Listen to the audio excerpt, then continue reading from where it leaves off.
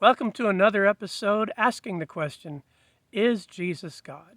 We've seen in previous episodes how Jesus sits at the very throne of God and how that plays out in the rest of the New Testament. In this episode, we take it to the next level and explore the only worthy response, worshiping Jesus. Hi, I'm Fred Von Kamaka, also known as VK, and this is another episode of the Blue Ridge Bible Talks.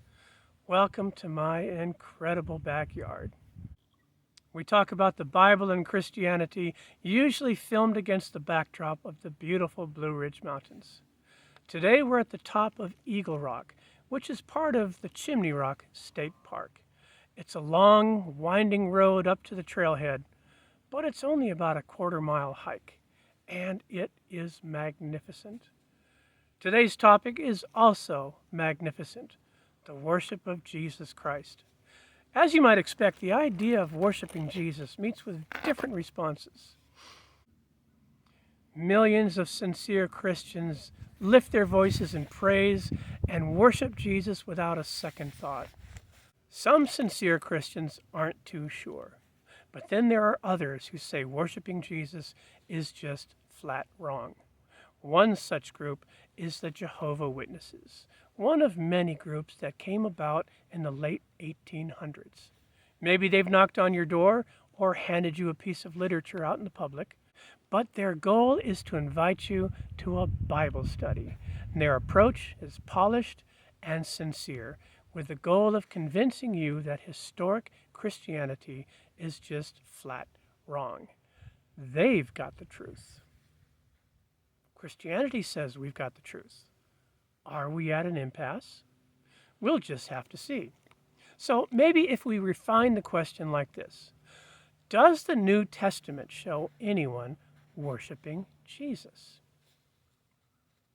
The JWs say no, and they are quick to point out that in the New Testament, the word for worship often indicates nothing more than the cultural expression of bowing in homage to a superior person, but it is still one human being to another. The Gospels are full of instances of disciples and lepers, people in need, even awestruck strangers falling before Jesus in worship. And throughout the earthly ministry of Jesus, the JWs are right.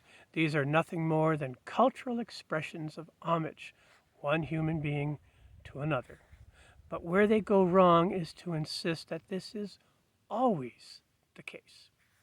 And for a beautiful example, we need to go to the final scene in Matthew's Gospel, chapter 28, beginning in verse 16.